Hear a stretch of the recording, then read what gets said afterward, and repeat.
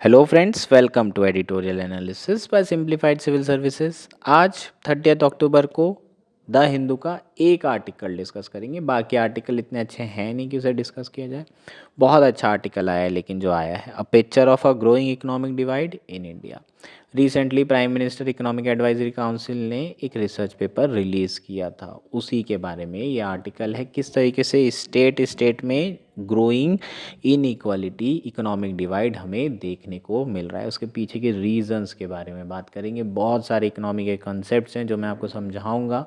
बहुत अच्छा आर्टिकल है, लाइन टू लाइन पढ़ेंगे, वर्ड टू वर्ड पढ़ेंगे, सारे इंपॉर्टेंट वर्ड्स के बारे में अच्छे से समझेंगे। सॉल्यूशन बहुत अच्छा है, उसके नोट्स बनाना बहुत ज़्यादा ज़रूरी है। छोटा सॉल्यूशन है लेकिन काफ़ी अच्छा और कंसेप्चुअल सॉल्यूशन है। अगर आपको एनालिसिस पसंद आ रहा है तो प्लीज़ लाइक करें, कमेंट करें, शेयर करें एंड सब्सक्राइब करें। अगर आपको इसकी पीडीएफ चाहिए तो आप हमारा टेलीग्राम चैनल तो ज्वाइन कर ही सकते हैं। आइए शुरू करते हैं हमारा एनालिसिस। हमारा फर्स्ट आर्टिकल है a picture of growing economic divide in India. यह आर्टिकल द हिंदू में आया है। GS3 इकॉनमी मेंस के पर्सपेक्टिव से काफ़ी इम्पॉर्टेंट है। GS1 में भी आपको क्वेश्चन पूछा जा सकता है। ऐसे में तो आप यूज़ करेंगे ही करेंगे जो भी इसमें डेटा होगा। बहुत अच्छा आर्टिकल आया है। अरुण कुमार जी ने लिखा है, JNU यूनिवर्सिटी के रिटायर्ड प्रोफेसर हैं, बहुत अच्छे आर्टिकल्स लिखते हैं ये। सो इस आर्टिकल को डिस्कस किया जाएगा। मेंस का, प्रीलिम्स का जो भी इम्पॉर्टेंट पार्ट होगा, है ना, जो आपको यूज़ हो सकता है मेंस में और प्रीलिम्स में पूछा जा सकता है, वो सारी चीज़ें डिस्कस तो करेंगे ही करेंगे। शुरू कर लेते हैं। इन September this year, the Economic Advisory Council to the Prime Minister (EACPM) released a paper titled Relative Economic Performance of Indian State 1960-61 to 2023-24। सो एक रिसर्च पेपर रिलीज़ किया है PMEAC ने। PMEAC के बारे में थोड़ा सा जानना ज़रूरी है। ये कॉन्स्टिट्यूशनल बॉडी है? नहीं। स्टैट्यूटरी बॉडी है? नहीं। Executive body? Obviously executive body है। प्राइम मिनिस्टर ने खुद बनाया है, खुद के लिए इकोनॉमिक एडवाइजरी काउंसिल बनाई है। ये इकोनॉमिक एडवाइजरी काउंसिल क्या काम करती है? बेसिकली सारे इकोनॉमिस्ट हैं, सलाहकार, है ना, सारे इकोनॉमिस्ट सलाहकार हैं जो कि प्राइम मिनिस्टर को एडवाइस करते हैं कि उन्हें किस तरीके से इकॉनमी को आगे कंटिन्यू रन करने की ज़रूरत है। सो ये PMEAC हो जाएगा। इसके बारे में आपको प्रीलिम्स में आ सकता है यार, कितने मेंबर हैं, ये सारी चीज़ें पूछी जा सकती है, इंपॉर्टेंट पॉइंट है। इसको अलग से लिखेंगे, नोट्स बना लेंगे। सो इन्होंने एक पेपर रिलीज़ किया है जिसका टाइटल है relative economic performance of Indian state. 1960 से लेकर 2023-24 तक के जो इंडिया की स्टेट है उनकी इकोनॉमिक परफॉर्मेंस कैसी रही है हर एक स्टेट की, और उसका कंपैरिजन किया है बाकी स्टेट के साथ। सो रिलेटिव इकोनॉमिक परफॉर्मेंस निकल के आ जाएगा। सो ये इसी रिपोर्ट के बारे में थोड़ी सी बात करेंगे। It presents the share of each state in the country income and the per capita income compare to all India average. So हर एक स्टेट का जो पर कैपिटा इनकम था उसको निकाला गया और ऑल इंडिया एवरेज से उसे कंपेयर किया गया, प्लस सारे स्टेट का कंट्रीब्यूशन कितना है इंडिया की GDP में। फॉर एग्जांपल महाराष्ट्र सबसे ज़्यादा कंट्रीब्यूट कर रहा है इस वक्त 15% के अराउंड GDP में। सो सबसे ज़्यादा डेवलप स्टेट कौन सा हो जाएगा? महाराष्ट्र हो जाएगा। ज़्यादातर जो स्टेट डेवलप बताए गए हैं इस रिपोर्ट के हिसाब से वो हैं southern state and western state. ठीक। So the data tell us the importance of each state in the country economy and the average welfare of the citizen of each state relative to all India level। लेकिन problem क्या है, जब आप एकदम average निकालते हैं चीज़ों का तो उसमें इनइक्वालिटी छुप जाती है। क्योंकि मान लीजिए फॉर एग्जांपल महाराष्ट्र की बात करें, which is the highest contributor to nation economy, has a per capita income और about 150% of national average. So जो पर कैपिटा इनकम है इसकी 150% है ऑफ नेशनल एवरेज। तो सबसे ज़्यादा जो रिच स्टेट होगा वो कौन सा हो जाएगा? महाराष्ट्र। लेकिन महाराष्ट्र में अलग अलग रीजन है। अगर आप मुंबई रीजन की बात करें तो बहुत रिच रीजन है। वहीं विदर्भा की अगर मैं बात करूँगा तो ये काफ़ी पुअर रीजन है, यहाँ पर फार्मर सुसाइड कर रहे हैं। तो ओवरऑल महाराष्ट्र तो बहुत अच्छा कर रहा है, लेकिन महाराष्ट्र के भी अलग अलग रीजन हैं जहाँ पर हमें इनइक्वालिटी देखने को मिल रही है। बहुत सारे ऐसे रीजन हैं जहाँ पर बहुत बुरा परफॉर्मेंस है इकॉनमी में। सो ये इनइक्वालिटी छुप जाती है जब भी हम एवरेज की बात कर रहे होते हैं, टोटलिटी की बात कर रहे होते हैं। जैसे कि मुंबई का कंट्रीब्यूशन अगर बात करें तो डायरेक्ट टैक्सेस में लार्जेस्ट अमाउंट कंट्रीब्यूट करते हैं और म्युनिसिपैलिटी मुंबई की रिचेस्ट म्यूनसिपालिटी है पूरी कंट्री में। पर अभी भी अगर आप मुंबई की बात करें तो अनसिविलाइज लिविंग कंडीशन है। बहुत बड़ा स्लम एरिया कहाँ पर है? मुंबई में भी, मुंबई में ही तो है। सो एक तो ये चीज़ कहना कि बहुत ज़्यादा अर्निंग हो रही है, this does not gives you the full picture of that particular economy. अच्छी ग्रोथ हो रही है, अच्छी पर कैपिटा इनकम है, डज नॉट मीन कि बिल्कुल सब कुछ एकदम बढ़िया बढ़िया चल रहा है। जैसे कि मुंबई का ही यहाँ पर एग्जांपल लिया है। धारावी के बारे में सबको पता है, एशिया का सबसे लार्जेस्ट स्लम एरिया है, यहाँ लोगों की लिविंग कंडीशन हेल के बराबर है। और ओवरऑल अगर हम बात करें तो बहुत अच्छी कंडीशन नहीं है, लेकिन ऑब्वियसली यहाँ पर जो ओवरऑल इनकम है वो बहुत ज़्यादा है, पर कैपिटा इनकम बहुत ज़्यादा है, लेकिन यहाँ पर खर्चे भी बहुत ज़्यादा हैं और ये चीज़ें यहाँ पर कंसिडर नहीं की जा रही है। सो ओवरऑल अगर आप देखें तो एवरेज जब भी हम निकालते हैं तो इनइक्वालिटी छुप जाती है। और यहाँ पर इस आर्टिकल में हम इनइक्वालिटी के बारे में ही बात करने वाले हैं, अलग अलग स्टेट्स की इनइक्वालिटी, स्टेट्स के अंदर की इनइक्वालिटी और उसके पीछे के रीजंस क्या क्या हैं उस पर भी चर्चा की जाएगी। कैसे इस इनइक्वालिटी को रिवर्स किया जा सकता है, लास्ट में सॉल्यूशन देख लेंगे तो बढ़िया हो जाएगा। ओवरऑल ये आर्टिकल कंप्लीट हो जाएगा। शुरू कर लेते हैं। The report points to the consistently better performance of the western and southern region of the India and weak performance of eastern state। तो रिपोर्ट ने तो क्लियर कट कहा है कि वेस्टर्न और सदर्न रीजन है, साउथ इंडियन स्टेट्स बढ़िया perform कर रहे हैं, ईस्टर्न स्टेट्स बहुत ख़राब परफॉर्म कर रहे हैं, नॉर्दर्न स्टेट्स वो भी पुअरली ही परफॉर्म कर रहे हैं with the exception of Haryana and Delhi. Delhi और हरियाणा है, दिल्ली तो यूनियन टेरिटरी है, हरियाणा एक स्टेट है जो कि बेहतर परफॉर्म कर रहा है। ओवरऑल अगर आप पिक्चर को देखें तो बिल्कुल भी ओवरऑल जो पिक्चर है बहुत अच्छी नहीं है। अलग अलग स्टेट में बहुत ज़्यादा जो है गैप देखने को मिल रहा है, स्पेशली सदर्न और वेस्टर्न स्टेट एक साइड और ईस्टर्न और नॉर्दर्न स्टेट एक साइड, बहुत ज़्यादा गैप है इन स्टेट्स के बीच में, which is not good for federal and diverse country like India. हम लोग एक फेडरल स्टेट है, अगर कुछ रीजन ज़्यादा ग्रो कर जाएंगे, कुछ रीजन बैकवर्ड हो जाएंगे तो हो सकता है कि आने वाले समय में आंदोलन हो, प्रोटेस्ट हो, ये भी हो सकता है सिसेशनिस्ट टेंडेंसी आ जाए कंट्रीज़ स्टेट्स में, बोले कि हमें अलग होना है या फिर हमारे स्टेट को अलग तरीके से डिवाइड किया जाए। जैसे विदर्भा है, विदर्भा कल को प्रोटेस्ट कर सकता है कि भाई सारा पैसा मुंबई को चला जाता है, सारा डेवलपमेंट वहीं हो रहा है, हमारा डेवलपमेंट नहीं हो रहा है, हमको अलग स्टेट बनाया जाए। सो बहुत ज़्यादा इश्यूज आ सकते हैं इंडिया की यूनिटी और इंटीग्रिटी के पर्सपेक्टिव से देखें तो। This growing gap is leading to the questioning of federalism. Representative of the richer states recently held a conclave in Kerala and argued that they are not receiving their fair share of resources from the center. So recently जो richer state हैं specially southern state, उन्होंने conclave किया, सारे लोग मिले और उन्होंने ये कहा है कि भाई वो अपना जितना केंद्र सरकार को टैक्स के फॉर्म में दे रहे हैं उतना पैसा उनको रिटर्न में नहीं मिल रहा है। केंद्र सरकार बैकवर्ड स्टेट को पैसा ज़्यादा दे रही है और जो रिचर स्टेट्स हैं उनको पैसा नहीं दिया जा रहा है। सो वो ये बोल रहे हैं कि हम कमा के दे रहे हैं और पैसा हमें ही नहीं लौटाया जा रहा है, ये तो बहुत गलत बात है। तो जो स्टेट के लोग हैं जो टैक्स ज़्यादा भर रहे हैं, एटलीस्ट उनको उतनी फैसिलिटी तो मिलना चाहिए, केंद्र सरकार से उतना पैसा तो रिटर्न मिलना चाहिए, ये भी वाजिब बात है, बिल्कुल वाजिब बात है, बिल्कुल सही बात है। तो ये तो होना ही होना है। सो इस तरह की जो इस रिचर स्टेट्स हैं वो आवाज़ उठा रहे हैं, वीकर स्टेट क्या करेंगे बेचारे, वो कुछ बोल ही नहीं सकते, उनके पास तो पैसा ही नहीं है, जो भी केंद्र सरकार से आ रहा है उसी के भरोसे हैं, थोड़ा बहुत टैक्सेस अपना भी रेस कर पा रहे हैं। स्पेशली नॉर्थ ईस्ट के स्टेट की बात करें तो वहाँ पर तो बहुत ही ज़्यादा बुरी हालत है, क्योंकि वहाँ पर टैक्स जनरेट करने के जो अपॉर्चुनिटीज़ है वो इतनी ज़्यादा नहीं है, क्योंकि हिमालयन स्टेट है, इतनी अपॉर्चुनिटी ही नहीं है कि वहाँ टैक्स जनरेट हो सके, टैक्स रेवेन्यू कलेक्ट किया जा सके। सो केंद्र सरकार के ऊपर ही ज़्यादातर नॉर्थ ईस्ट के स्टेट रिलाय करते हैं। सो वो तो ज़्यादा कुछ कर नहीं सकते। इस तरह का कॉन्क्लेव 2000 में भी हुआ था और 11th फाइनेंस कमीशन के समय भी इस तरह का प्रोटेस्ट किया गया था। सो जो सदर्न स्टेट हैं, अभी जो फाइनेंस कमीशन बनी है, कॉन्स्टिट्यूट की है, उस पर प्रेशर डालने की कोशिश कर रहे हैं कि हमें ज़्यादा पैसा चाहिए क्योंकि हम ज़्यादा कॉन्ट्रीब्यूट कर रहे हैं। इस तरह की जो चीज़ें हैं ये स्पिरिट ऑफ फेडरलिज्म को वीकन कर सकती है और कोऑपरेटिव फेडरलिज्म स्टेट के बीच में जो कोऑपरेशन है उसे वीक कर सकती है। The report list liberalisation 1991 as a marker of when the southern state begin to perform better.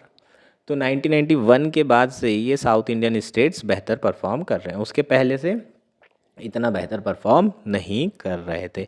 इसका एक बहुत बड़ा रीज़न ये भी है कि ये सब कोस्टल स्टेट्स हैं। कोस्टल स्टेट्स होने के कारण भी ये बेहतर परफॉर्म कर रहे हैं, क्योंकि यहाँ पर इंडस्ट्री लगाना आसान है, यहाँ पर एक्सपोर्ट इंपोर्ट हब बनाना आसान है, कोस्टल एरिया है ना। तो ऑब्वियसली जो भी एक्सपोर्ट इंपोर्ट करना होगा यहाँ से करना आसान होगा, overall cost of export import कम हो जाएगी, ओवरऑल गुड की कॉस्ट कम हो जाएगी, तो लोगों को जो प्रोडक्शन कर रहे हैं उनको काफ़ी बेनिफिट मिल जाता है ऐसे में। ठीक, तो कोस्टल एरिया होने के कारण, रिसोर्सेज ज़्यादा होने के कारण ये जो स्टेट हैं, सदर्न स्टेट और वेस्टर्न स्टेट, अच्छे तरीके से ग्रो कर रहे हैं। इवन उड़ीसा भी तेज़ी से ग्रो कर रहा है, उसका एक बहुत बड़ा रीज़न भी यही है कि कोस्टल स्टेट है। नेक्स्ट क्या है? इन्वेस्टमेंट। इन्वेस्टमेंट एक बहुत बड़ा डिटर्मिनेंट है जिसके कारण ओवरऑल इन स्टेट्स की ग्रोथ हो रही होगी, और इसके लिए हमें कंप्लीट एनालिसिस करने की ज़रूरत है अलग अलग स्टेट का। कौन से स्टेट है जहाँ पर इन्वेस्टमेंट कम हो रहा है, कौन सा स्टेट है जहाँ इन्वेस्टमेंट ज़्यादा हो रहा है। टिपिकली हम बात करें, अगर इन्वेस्टमेंट हो रहा है तो ऑब्वियस है कि वहाँ पर ग्रोथ बढ़ेगी ही बढ़ेगी, है ना। इन्वेस्टमेंट से ग्रोथ कैसे बढ़ती है 10 बार मैं पहले भी बता चुका हूँ, फिर से बता देता हूँ। इन्वेस्टमेंट करोगे तो ऑब्वियसली एग्रीगेट डिमांड बढ़ेगी, एग्रीगेट डिमांड बढ़ेगी तो आपको सप्लाई तो बढ़ानी पड़ेगी ना। डिमांड बढ़ रही तो सप्लाई बढ़ाएंगे, सप्लाई बढ़ाने के लिए क्या करोगे? प्रोडक्शन करोगे, प्रोडक्शन करने के लिए क्या करोगे? लेबर रखोगे, लेबर रखने के लिए आपको एम्प्लॉयमेंट देना पड़ेगा ना, एम्प्लॉयमेंट दोगे और प्रोडक्शन बढ़ेगा, प्रोडक्शन बढ़ेगा तो ओवरऑल गुड्स और सर्विसेज प्रोड्यूस बढ़ेगी तो जीडीपी बढ़ेगी। सो इन्वेस्टमेंट कर क्या रहा है? इन्वेस्टमेंट पूरी साइकिल चला रहा है, साइकिल कंटिन्यू कर रहा है इकॉनमी की। सो इन्वेस्टमेंट जैसे जैसे बढ़ते जाएगा, प्रोडक्टिव कैपेसिटी बढ़ती जाएगी, प्रोडक्टिव कैपेसिटी बढ़ने से ओवरऑल जो है आपकी जीडीपी इंप्रूव होती चली जाएगी, लोगों की इनकम बढ़ती चली जाएगी। एम्प्लॉयमेंट दोगे तो इनकम बढ़ेगी ना उन लोगों की, वो फिर खर्चा करेंगे, कंज्यूम करेंगे, जिस इंडस्ट्री का आइटम खरीदेंगे उस इंडस्ट्री की डिमांड बढ़ेगी। ऐसे ओवरऑल हर इंडस्ट्री की डिमांड बढ़ना शुरू हो जाती है अगर एक इंडस्ट्री में भी आप इन्वेस्ट कर रहे हो तो। ठीक, नाउ इन्वेस्टमेंट की बात करें, इन्वेस्टमेंट दो ही जगह से आ सकता है, एक होता है पब्लिक पब्लिक इन्वेस्टमेंट, दूसरा प्राइवेट सेक्टर, है ना। तो जो पब्लिक इन्वेस्टमेंट है वो पॉलिसी पर डिपेंड करता है, लेकिन जो प्राइवेट इन्वेस्टमेंट है वो प्रॉफिटेबिलिटी पे डिपेंड करता है। हो सकता है कि सरकार पॉलिसी बनाए कि बैकवर्ड रीजन में हमें उसे डेवलप करना है, तो उससे जो है हम शॉर्ट रन प्रॉफिट को हम जाने देंगे और कोशिश करेंगे कि जो पब्लिक सेक्टर है उसका इन्वेस्टमेंट बैकवर्ड रीजन में हो, जैसे कि इंडिया ने इंडिपेंडेंस के बाद किया भी था। अगर आप देखोगे बहुत सारी इंडस्ट्रीज़ बैकवर्ड रीजन में लगाई गई है, झारखंड में, बिहार में, उड़ीसा में, छत्तीसगढ़ में, मध्य प्रदेश में, ये सब सरकारी पब्लिक सेक्टर यूनिट लगाए गए थे इन्हीं बैकवर्ड रीजन में, ताकि इन्हें डेवलप किया जा सके। दूसरा, प्राइवेट सेक्टर को भी हम खींच सकते हैं। कैसे खींच सकते हैं? प्राइवेट सेक्टर को हमें सपोर्ट करना पड़ेगा। सरकार क्या कर सकती है? बोलेगी कि ऐसा करो, तुम बिहार में लगाओ, झारखंड में लगाओ, मध्य प्रदेश में लगाओ, राजस्थान में लगाओ, मैं तुम्हें टैक्स ब्रेक देता हूँ। अगर तुम यहाँ लगाते हो अपनी इंडस्ट्री तो तुम्हें टैक्स नहीं चुकाना पड़ेगा, 15% टैक्स। तो जो प्रॉफिटेबिलिटी है वो बढ़ जाएगी इन स्टेट में अगर प्राइवेट सेक्टर लगाता है तो। और प्राइवेट सेक्टर सिर्फ एक ही भाषा समझता है, वो है प्रॉफिट की भाषा। प्रॉफिट है तो वो इन्वेस्ट करेगा, नहीं है तो नहीं करेगा। ऑब्वियसली ये तो एकदम कॉमन सेंस है, प्राइवेट सेक्टर को सिर्फ प्रॉफिट से मतलब है। तो tax break, electricity concessional rate पे ये सब अगर सरकार देती है तो ही बैकवर्ड स्टेट में इंडस्ट्री सेटअप की जाती है। अगर ये सब नहीं हो पाता है तो जनरली अगर प्राइवेट सेक्टर जाएगा तो वो कहाँ पर लगाएगा? जो कि डेवलप्ड एरिया है, जहाँ पर ऑलरेडी लार्ज मार्केट है, वहीं पर वो अपना इन्वेस्टमेंट करेगा और जो उसका प्रॉफिट इंश्योर कर रहे हैं। इसी के कारण अगर आप देखो तो कॉन्ग्लोमरेशन हुआ है, अर्बन कॉन्ग्लोमरेशन, है ना। चेन्नई, मुंबई, दिल्ली, बेंगलोर, हैदराबाद, ये सब प्रिफर्ड इन्वेस्टमेंट डेस्टिनेशन है। क्यों? क्योंकि ऑलरेडी ये जो स्टेट या फिर ये जो सिटीज़ हैं वो काफ़ी डेवलप्ड हैं, डेवलप्ड ऑलरेडी है, सब कुछ है यहाँ पर, बिजली, पानी, कोई दिक्कत नहीं है, इलेक्ट्रिसिटी, सब कुछ बराबर है, कोई दिक्कत नहीं जा रही है तो यहीं पर, और मार्केट भी यहीं पर, और जो परचेसिंग पावर है लोगों की वो भी यहीं पर, सब कुछ बढ़िया है तो यहीं पर लगाएंगे ना। इनको प्रॉफिट यहीं पर मिल रहा है तो इसी जगह पर क्या होगा? इन्वेस्ट करेंगे। तो अगर प्राइवेट सेक्टर खुद से इन्वेस्ट करेगा तो सिर्फ जो ऑलरेडी डेवलप्ड रीजन है वहीं इन्वेस्ट करेगा, बैकवर्ड रीजन में इन्वेस्ट नहीं करेगा। समझ में आया क्या? इसके कारण इनइक्वालिटी और बढ़ती चली गई। 1991 के बाद ये इनइक्वालिटी जो गैप है वो इंक्रीज इसलिए हुआ क्योंकि प्राइवेट सेक्टर ने सिर्फ डेवलप रीजन पर ही इन्वेस्ट किया। कोलकाता प्रिफर्ड रीजन नहीं रहा है, उसके अलग रीज़न है। हरियाणा को बेनिफिट हुआ है दिल्ली के करीब होने से, है ना, गुड़गांव गुरुग्राम के कारण। तो हरियाणा जो है डेवलप काफ़ी बेटर स्थिति में है because of Delhi.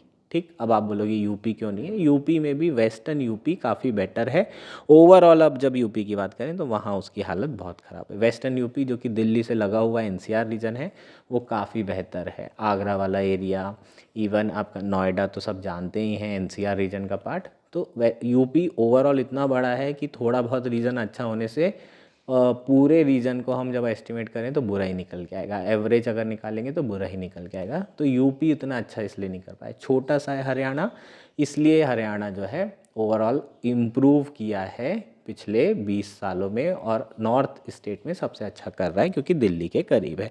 Kolkata preferred reason नहीं है, उसके अलग प्रिफर्ड रीजन नहीं है जहाँ पर इन्वेस्ट नहीं किया जा रहा है। क्यों नहीं किया जा रहा है? क्योंकि यहाँ लेफ़्ट की सरकार रही है, टीएमसी की, और लेफ़्ट की गवर्नमेंट रहती है तो जनरली जो इन्वेस्टर होते हैं वो इतना ट्रस्ट नहीं करते क्योंकि यहाँ लेबर मूवमेंट चलते रहते हैं, इसलिए कोलकाता में इतना इन्वेस्टमेंट नहीं हो रहा। ज़्यादातर इन्वेस्टमेंट दिल्ली, बेंगलोर, हैदराबाद इन्हीं रीजन में होता है और मुंबई में। ठीक, इसके अलावा जो कोस्टल एरिया है वो भी प्रेफरेबल है क्योंकि यहाँ से एक्सपोर्ट इंपोर्ट करना चीप होता है। और इन्हीं सारे रीजंस के कारण जो अर्बन कॉन्ग्लोमरेशन है वो बढ़ते जा रहे हैं और इनइक्वालिटी भी बढ़ती जा रही है। नेक्स्ट क्या है? Infrastructure, availability and quality of governance in state are important determinants of profit. अब अगर मैं कहीं पर भी इन्वेस्ट करना चाहता हूँ तो मैं क्या क्या देखूँगा यार? इन्वेस्ट करने में भसड़ नहीं मचनी चाहिए। कैसी भसड़? लगाने गए और फिर स्टेट में बहुत करप्शन है, भयंकर करप्शन है, और 5 लाख रुपए की मैं दुकान खोलना चाह रहा हूँ और मुझे 25 लाख लग जाए। खोलने का मतलब है क्या? नहीं है। 5 महीने में लगाना चाहता हूँ और 5 साल लग जाए, लगाने का मतलब है क्या? नहीं है। तो मैं कौन से स्टेट में लगाऊंगा? जहाँ 5 महीने में ही लगे और 5 लाख में ही लगे। सो इंफ्रास्ट्रक्चर एक तो अवेलेबल होना चाहिए, इलेक्ट्रिसिटी होना चाहिए, वहाँ पर पानी की व्यवस्था होना चाहिए। पता चला मैं प्लांट लगा रहा हूँ, इलेक्ट्रिसिटी नहीं रहती 24 में से 18 घंटे, लगाने का कोई सेंस है क्या? नहीं। सो जहाँ पर इंफ्रास्ट्रक्चर अवेलेबल है और गवर्नेंस अच्छा है, क्वालिटी ऑफ गवर्नेंस बढ़िया है, वहीं पर आप क्या करेंगे? इन्वेस्ट करेंगे। सो जो रिच स्टेट्स हैं वहाँ पर ये सारी चीज़ें अच्छी होती है, इसलिए वहीं पर इन्वेस्टमेंट होता है। पुअर स्टेट की बात करें तो पुअर स्टेट में गवर्नेंस और भी पुअर होता है। इन सारे रीजंस के कारण रिचर स्टेट्स ज़्यादा अट्रैक्ट करते हैं इन्वेस्टमेंट और पुअर स्टेट नहीं कर पाते हैं। इसके अलावा अगर हम बेटर गवर्नेंस की बात करें तो बेटर गवर्नेंस किसके ऊपर डिपेंड करता है? क्वालिटी ऑफ एजुकेशन और हेल्थ पर। अगर क्वालिटी ऑफ एजुकेशन और हेल्थ दोनों अच्छा है तो उस स्टेट में गवर्नेंस भी अच्छा होगा। ऑब्वियसली अवेयरनेस ज़्यादा है तो गवर्नेंस बेहतर होता है। This leads to availability of more productive labour. Productive labour ज़्यादा होंगे, ऑब्वियसली ज़्यादा होंगे जहाँ पर एजुकेशन अच्छा होगा। सो ओवरऑल गवर्नेंस अच्छा है तो एजुकेशन और हेल्थ अच्छा है ना। गवर्नेंस अच्छा है मतलब सरकार एजुकेशन अच्छा दे रही है, हेल्थ अच्छा दे रही है, हेल्थ अच्छा दे रही है, एजुकेशन अच्छा दे रही है, तो लेबर कैपिटल, ह्यूमन कैपिटल बढ़िया होगी। और जिस स्टेट में ह्यूमन कैपिटल अच्छी होगी वहाँ पर ऑब्वियसली इनोवेशन होगा, इनोवेशन होगा तो डेवलपमेंट होगा। और रिचर स्टेट में ये सारी चीज़ें होती है तो रिचर स्टेट और रिचर बनते चले जाते हैं। हालांकि जो लेबर है वो बहुत सारे पुअर स्टेट से माइग्रेट करके कहाँ पर जाते हैं? जो रिच स्टेट हैं वहाँ पर। लेकिन ये अनस्किल्ड लेबर होते हैं, ज़्यादातर अनस्किल्ड लेबर ही मूव करते हैं। Private investment is 75% of total investment. Total investment होता है उसमें 75% तो प्राइवेट इन्वेस्टमेंट होता है, सिर्फ 25% इन्वेस्टमेंट बचा जो कि पब्लिक होता है, जो कि सरकार करती है। अब इतने सारे बैकवर्ड रीजन और केवल 25% इन्वेस्टमेंट, क्योंकि प्राइवेट इन्वेस्टमेंट तो भाई रिचर स्टेट में ही जाना है। तो ये ट्रेंड को रिवर्स करने की, ब्रेक करने की बहुत ज़्यादा ज़रूरत है। 1991 के बाद जो पब्लिक सेक्टर है वो धीरे धीरे ऑलमोस्ट इसका रोल ख़त्म होता चला गया, पब्लिक इन्वेस्टमेंट ख़त्म होता चला गया। रिचर स्टेट और रिचर बनते चले गए, पुअर स्टेट और पुअर होते चले गए। Further the financial sector which guide the investment become more important after 1991। The considerable household saving increasing got diverted from poor state to richer ones which offered higher profit. So जो poor state है वहाँ पर लोगों ने जो saving की है ना वो सारी की सारी बैंक में रखी। अब बैंक में रखी, लेकिन ये लोग जो पुअर स्टेट में रह रहे हैं इन लोग इन्वेस्ट करते ही नहीं, इन लोग लोन ही नहीं ले रहे हैं, इनके पास इतना दम ही नहीं है, इनको अपने ऊपर ट्रस्ट ही नहीं है, और यहाँ पर इतनी अपॉर्चुनिटी भी नहीं है, इतनी डिमांड भी नहीं है ना। अगर मैं पुअर स्टेट में रह रहा हूँ तो मैं सबसे पहले ये देखूंगा कि मैं जो प्रोडक्ट बना रहा हूँ वो बिकेगा कि नहीं बिकेगा। जब तक कि वो डिमांड सप्लाई दोनों अगर बराबर नहीं होगी तो मेरे को तो नुकसान हो जाएगा, है ना। तो डिमांड अगर मान लो है ही नहीं और सप्लाई किए जा रहा हूँ तो मेरा तो पूरा जितना भी प्रोडक्ट होगा वेस्ट हो जाएगा। तो पुअर स्टेट में इन्वेस्टमेंट करते ही नहीं लोग, क्योंकि उनको डर रहता है कि यहाँ पर इतनी डिमांड नहीं, परचेसिंग पावर ही नहीं, सब गरीब है, क्या करना है यहाँ पर ठेला लगा करके मैकडी का। समझ में आ रहा है। सो पुअर स्टेट में मैकडोनल्ड्स होंगे क्या? नहीं होंगे। रिचर स्टेट्स में होंगे? बिल्कुल होंगे, क्योंकि वहाँ पर डिमांड है, उसकी परचेसिंग पावर है। सो हम लोग बैंक से लोन लेंगे क्या? नहीं लेंगे। अब बैंक से हम लोन नहीं लेंगे तो ये जो बैंक है ये तो ऑल ओवर इंडिया बैंक है। SBI आप यहाँ पर इंदौर में डालो तो भी SBI में पैसा जा रहा है। अब ये पैसा कौन लेगा? ऑब्वियसली जो महाराष्ट्र में रह रहा है लेबर वो लेगा। उसे मैकडी खोल लेना है, उसे अपना गुप्ता बर्गर खोल लेना है, उसको भरोसा है कि उसके सारे बिक जाएंगे। तो क्या हो रहा है, जो पुअर स्टेट की सेविंग है वो डाइवर्ट हो रही है कहाँ पर? रिचर स्टेट में। और ये रिफ्लेक्ट कैसे होता है? Low credit deposit ratio of poor state, है ना। सो जो क्रेडिट ऑब्लिक डिपॉजिट रेशियो है, मतलब डिपॉजिट जितना भी कर रहे हैं उसमें से कितना लोन ले रहे हैं, ये बहुत लो होता है पुअर स्टेट में, और यही चीज़ बहुत हाई होती है रिचर स्टेट में। सो कहीं ना कहीं ये सारी चीज़ें जो डाइवर्जन हो रहा है इन्वेस्टमेंट का, ये डिस्पैरिटी को और बढ़ा रहा है अदर स्टेट्स में। Finally, the poor state have a larger share of unorganized sector working at low productivity and low income. जो पुअर स्टेट है वहाँ पर अनऑर्गेनाइज सेक्टर बहुत बड़ा होता है, और जो रिच स्टेट है वहाँ पर ऑर्गेनाइज सेक्टर ज़्यादा होता है। सरकार ऑर्गेनाइज सेक्टर को बढ़ाना चाहती है ताकि बेहतर इनकम मिले लोगों को, लेकिन वो at the cost of poor और अनऑर्गेनाइज सेक्टर होता है, पुअर स्टेट और अनऑर्गेनाइज सेक्टर। सो ओवरऑल जो नुकसान होता है वो पुअर स्टेट को होता है, और रिचर स्टेट तेज़ी से ग्रो कर रहे होते हैं। सो ओवरऑल ये सारी चीज़ें NEP के बाद से बड़ी है, लिबरलाइजेशन के बाद से बड़ी है। दो स्पेशल केस हैं, वेस्ट बंगाल और केरला, दोनों में लेफ़्ट की सरकारें रही हैं, और इसलिए यहाँ लेफ़्ट मूवमेंट और लेबर मिलिटेंसी बहुत ही स्ट्रांग है। प्राइवेट सेक्टर को बहुत ज़्यादा मिसट्रस्ट है यहाँ पर इन्वेस्ट करने में, इसलिए इन स्टेट में इतना ज़्यादा इन्वेस्टमेंट नहीं है, और यहाँ पर बहुत ज़्यादा गरीबी, स्पेशली अगर मैं वेस्ट बंगाल की बात करूँ तो। The border states of India has received less public investment for strategic reason. It is also because many of them suffered from insurgency which scared the private sector. Border जो state है ना, जो भी आपके नॉर्थ ईस्ट के state हैं plus Jammu Kashmir हो गया, यहाँ पर भी इतना ज़्यादा इन्वेस्टमेंट ऑब्वियसली नहीं होगा, क्योंकि यहाँ पर थोड़ा डर रहता है ना, इन्वेस्टमेंट कर दी और कभी भी इंसर्जेंसी हो गई या फिर कभी भी अटैक हो गया तो उनका पूरा पैसा डूब जाएगा, तो ये सेफ़ नहीं है। तो बॉर्डर स्टेट में भी इतना ज़्यादा इन्वेस्टमेंट नहीं होता प्राइवेट सेक्टर का। सो इसलिए border state, north east state, इन स्टेट में भी आप देखेंगे बहुत तेज़ी से ये ग्रो नहीं कर रहे हैं, और सरकार के ही भरोसे हैं, केंद्र सरकार के भरोसे हैं। इसके अलावा कई बार अपोजिशन रूल स्टेट होते हैं, उनको उतना पैसा नहीं मिलता, जो सरकारें होती हैं वो पैसा नहीं देती हैं, तो ओवरऑल उन स्टेट को भी जो इन्वेस्टमेंट है उसमें वो पीछे रह जा रहे हैं। तो वो सारे स्टेट जहाँ अपोजिशन रूल पार्टीज़ हैं वो स्टेट इतना तेज़ी से ग्रो नहीं हो रहे हैं। सो ये भी स्टेट में डिफरेंस क्रिएट करने का एक रीज़न बढ़ते जा रहा है। नेक्स्ट क्या है रीज़न? ग्रोइंग क्रोनी कैपिटलिज्म, है ना। So growing cronyism in India impact investment decision since political signals are important. So मान लो कि अगर कोई बिजनेस पर्सन की बहुत अच्छी पहचान है किसी पॉलिटिशियन से, तो वो बोलेगा यार तू मेरे स्टेट में लगा ले, है ना, मेरे स्टेट को डेवलप कर। तो जैसे गुजरात है, बहुत ज़्यादा गुजरात डेवलप हो रहा है, उसका एक बहुत बड़ा रीज़न है कि जो भी बिजनेस पर्सन है वो उसी पर्टिकुलर रीजन के, और वो बोले कि अब तू मेरे स्टेट में कर, या फिर अब मेरी पहचान बढ़ती जा रही है बाकी बिजनेस पर्सन से, तो मैं बोलूँगा यार मेरा जो होम स्टेट है ना वो बहुत सही है, तू वहाँ पर लगा। तो ये जो पॉलिटिकल सिग्नल है या फिर फ्रेंडशिप है उसके कारण भी स्टेट में डिफरेंस क्रिएट हो सकता है। ब्लैक इकॉनमी की भी बात करो तो पुअर स्टेट में ज़्यादा ब्लैक इकॉनमी का प्रपोर्शन होता है, और ये सारे के सारे पॉलिसी फेलियर के कारण बनते हैं, और इसी के कारण स्टेट में रिच स्टेट और पुअर स्टेट में डिफरेंस और बढ़ता जा रहा है। अब क्या कर सकते हैं? दोनों केंद्र सरकार और राज्य सरकार को एक्ट करना होगा। सबसे पहले तो गवर्नेंस इंप्रूव करना होगा स्टेट गवर्नमेंट को, और लेवल ऑफ करप्शन को रिड्यूस करना पड़ेगा जो कि उनके जुरिस्डिक्शन में। पब्लिक एक्सपेंडिचर सोशल सेक्टर में करना बहुत ज़रूरी है। Private investment in the poor sector can not be raise by fiat in the market driven economy, it requires a change in the centre strategy of favouring the organise sector at the expense of unorganise sector.